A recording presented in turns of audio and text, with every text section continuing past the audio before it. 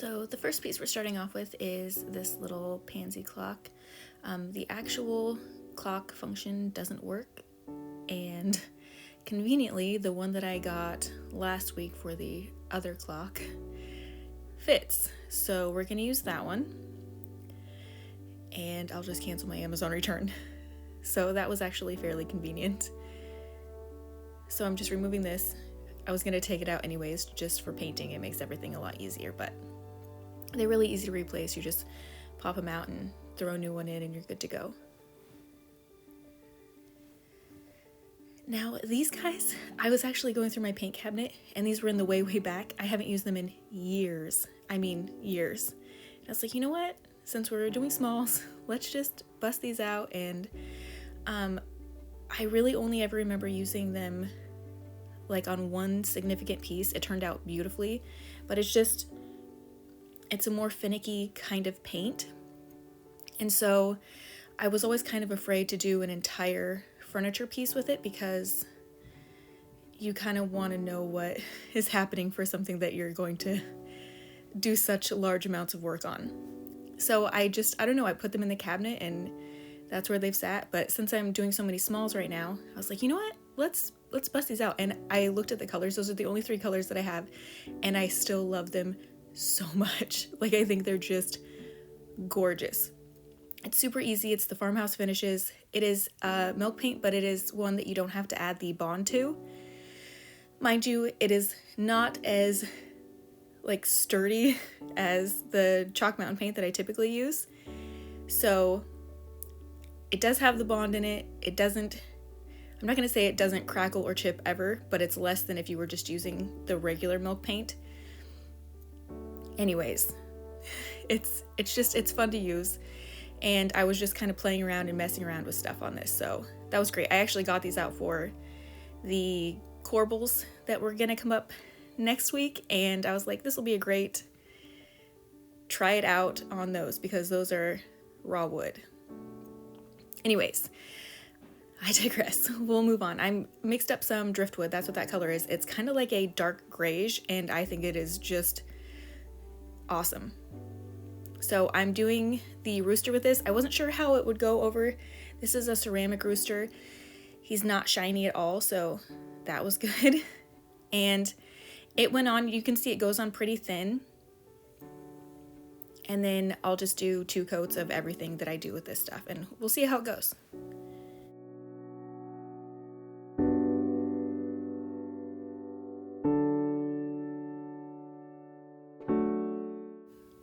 Now this leaf, if you remember, had that, it's like hot glue and floral foam, so I'm just using something to pry it out. It doesn't matter. I'm just getting it popped off really easily, took away some of the paint, so there's that. And then it obviously needed quite the cleaning, so I just went through and cleaned all the pieces since I had the cloth out with the cleaner on it, so it was all just kind of a one and done situation.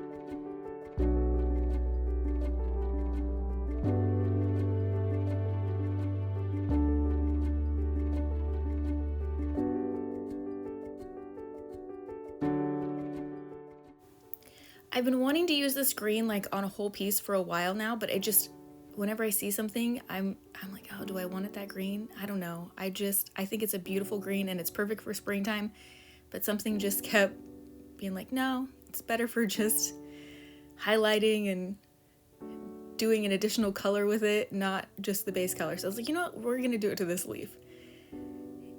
And I don't know why this feels outside my comfort zone because it's just like a pastel green and we're coming up on spring and it's kind of the perfect color, but here we are. So imagine that a leaf is getting some green paint on it.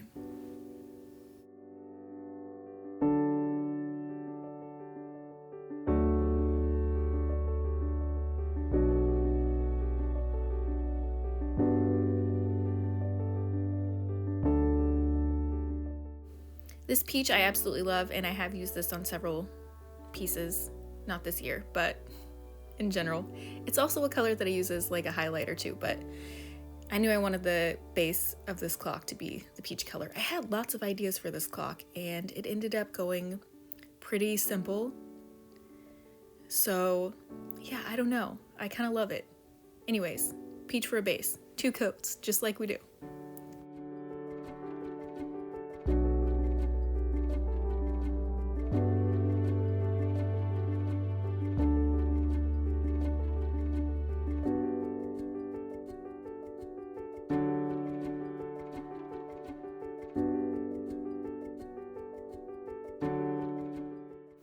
You'll see on this last part of the clock, I have it upright, and that is to go back to the front of the flowers and make sure there's no drips and that I've gotten in any areas that I may have missed.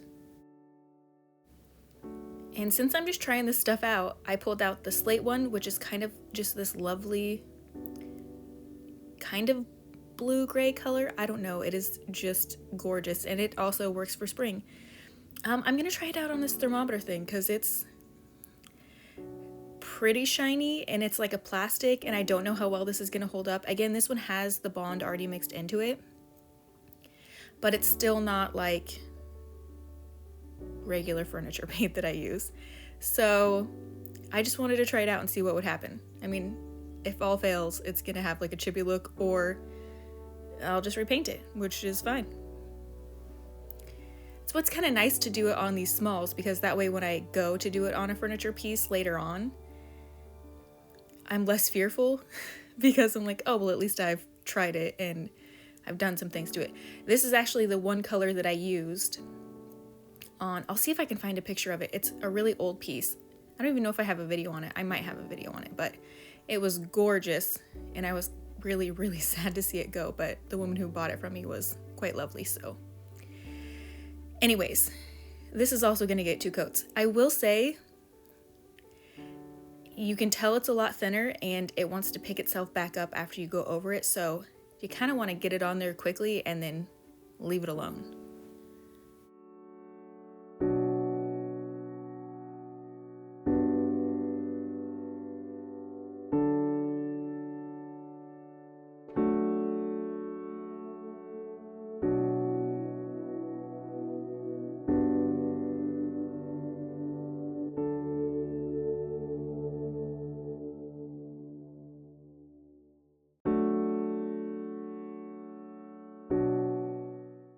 I'm just quickly going to go back to this clock so you guys can see everything that I do. I have a small detail brush, and anywhere where there was paint pooling after it's been sitting for a while, I'm just picking that up and making sure that there aren't any large areas of just sitting paint.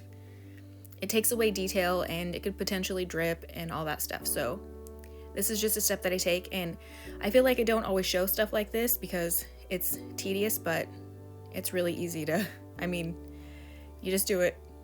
But it's a part of the process, so. And you can see, I could see the green showing through, so I just used that same paint and went over it while it was still drying. And now we're on to round 2 of things. So the rooster is getting his 2nd coat. Again, this wants to pick itself back up because I didn't let this paint dry overnight. I just let it dry for a couple hours. It could be different if you let it dry overnight, but it does reactivate, so I'm trying to be very, very gentle when I'm laying down the 2nd coat.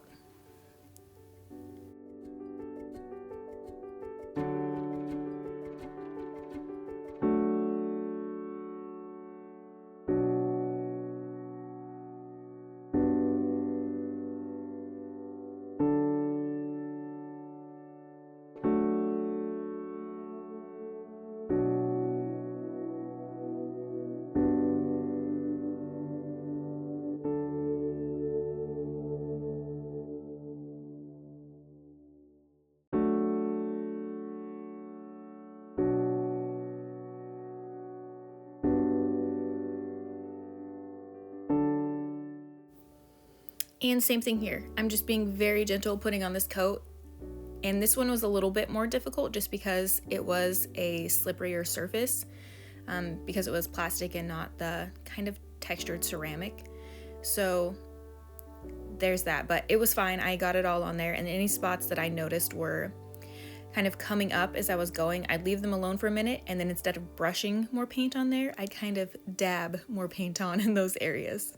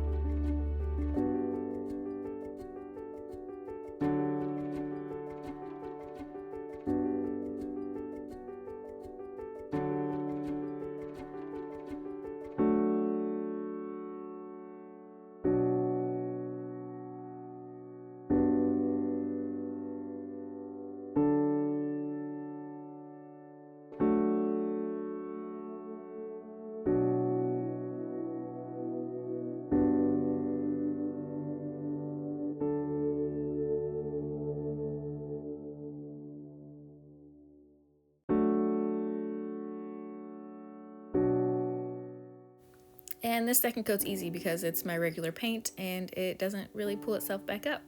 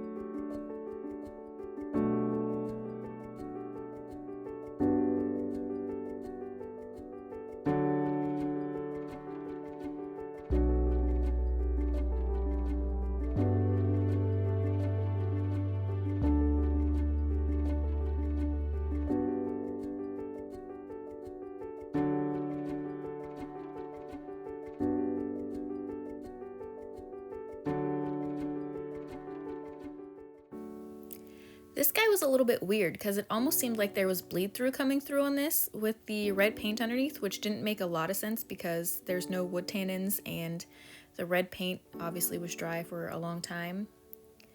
But I think maybe I just did a really thin coat the first time so I could kind of see it coming through, because I did another coat and it was fine.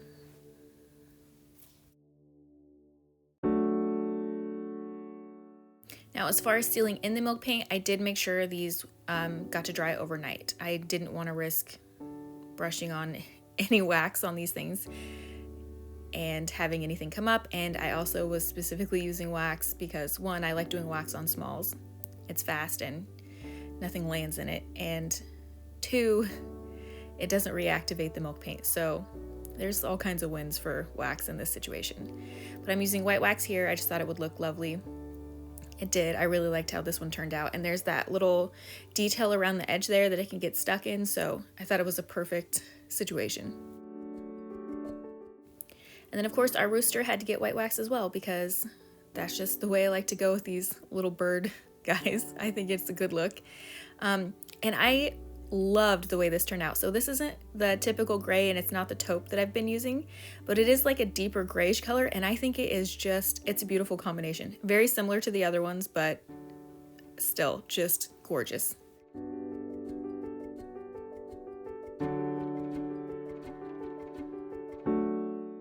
So again, I get it on and then I just use a cloth to wipe it all back.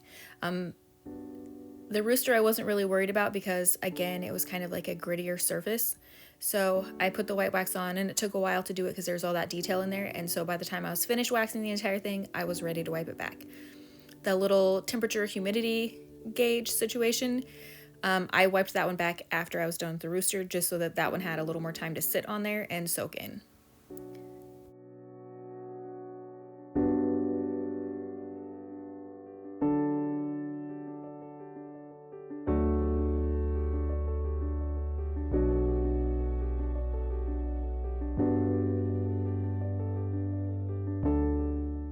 I wasn't sure the route that I was going to take with the leaf, so since I was already white waxing things, I was like, let's just do that and see where we stand.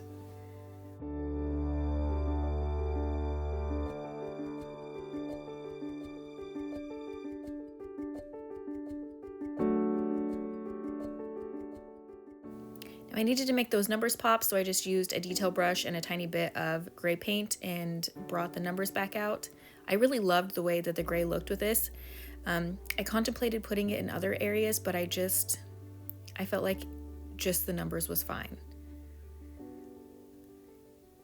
And I was going to wet wax it, but I was like, no, let's go in with some gold first and then we'll wax it. But then once I did the gold, I just really liked it with the peach just being simple. So I kind of sat with it for a while.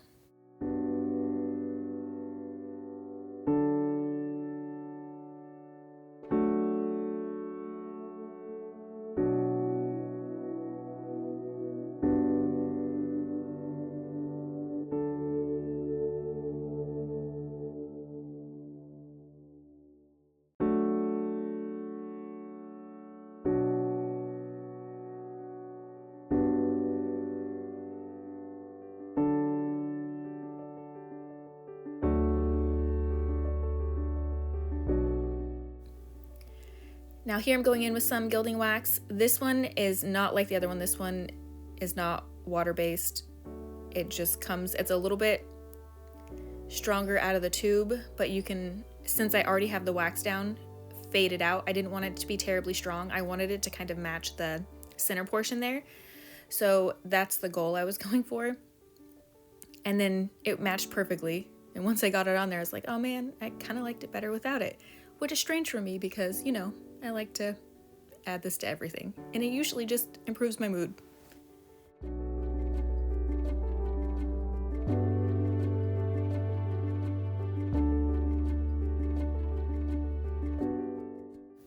Because I was loving the way that this clock was looking, I went in with some clear coat instead of a wax or anything. I just wanted it to be, this is a semi-gloss, so I want it to be a little bit glossy and let the gold kind of shine a little bit and let it be its own just simple thing. I don't know why I did this. I had planned on like fading out flowers and doing all kinds of stuff, but I just really liked it being more simple. So that's the route that I took. This did get 2 coats of this clear coat over the top. And I may have added a bit more gold highlights in between those coats as well. Now on the leaf, I did add a bit of gilding wax, but I didn't do it for gilding. I actually used it more of like an aging effect. And so I just added it with my finger to the high points and around the edges. And then I actually used a cloth and kind of scrubbed it out so it looked aged. When I went to put the new clock mechanism on, the new hands were too long. So I tried the old hands, which didn't fit. So I just trimmed down the new hands with some scissors. Oh hi, Taryn here with Elegant Upgrades, and we've got some finished pieces. So I was just feeling very spring. We had some sunshine going on, a little chilly still, but it's fine. I'll take the sunshine. So yeah, I just kind of picked out some colors that I thought would be good. Of course, I did the rooster in the typical fashion because he looks good this way, but I actually I had some Farmhouse Finishes milk paint in my stash that it's been sitting for forever. And I busted that out because I wanted to work on it with those corbels that were in the haul previously. And I was like, you know what? I'm gonna try it on the rooster and see how that color does with the white wax, and it's beautiful. Everything worked out so well, and it absorbs the wax just great. So that guy turned out fantastically. And then this clock, I had just something else planned for it entirely. And then when I started doing my layers how I do, I ended up just stopping very early on because I was like, you know what? I almost think less is more on this one. So it's just peach and gold sealed in a clear coat because I already had it out. I did have to replace this piece here. And then the hands that it came with, I couldn't put the old hands back on, which was my idea. So the hands that it came with were way too long, which you saw. So I just actually took some scissors and snipped it down. So now the hands fit and it is a fully functional clock. I typically will take out this battery and then kind of just send it with it, but not in the package. So then this guy, same thing. I had out the slate in the Farmhouse Finishes color, and I was like, let's see how it does on plastic, because I've only ever used it on furniture, and I got a little crackle with it. It's not the one that you have to add bond to. It already has a bond in it, but it is still, I'm gonna use the term fragile because it's not like if you get it at all wet, it reactivates. It's just a little more fragile than like my typical, the Chalk Mountain paint that I use. So I was just curious how it would work on, you know, kind of like a plastic piece, and it's on here pretty good. It's sealed in wax, and of course I did the gold. I almost liked it better without the gold, but I did it because this has like the gold background and it's a very similar tone, which I, you know, almost never say like I think I liked it better without the gold, but for whatever reason in this case, even though it like matches perfectly, I think I liked it better without it, but still like it, still good. And then of course this leaf, which is just super springy and lovely, and I used gilding wax to kind of do like an aged look instead of doing like a dark wax or an aging wax. I just did the gold wax, so there's a hint, like the tiniest hint of sparkle, but I brushed it out, and so it's not bling. It just, anyways, it's cute. So you can put whatever you want in here, but I think it's adorable. I'll probably stage it up with some of the Easter eggs that I make in it. I think that would be really cute. But yeah, so I hope you guys like those little projects. They were super fun to do, and everything will be available on the website as per usual, elegant-upgrades.com, and I will see you guys next week.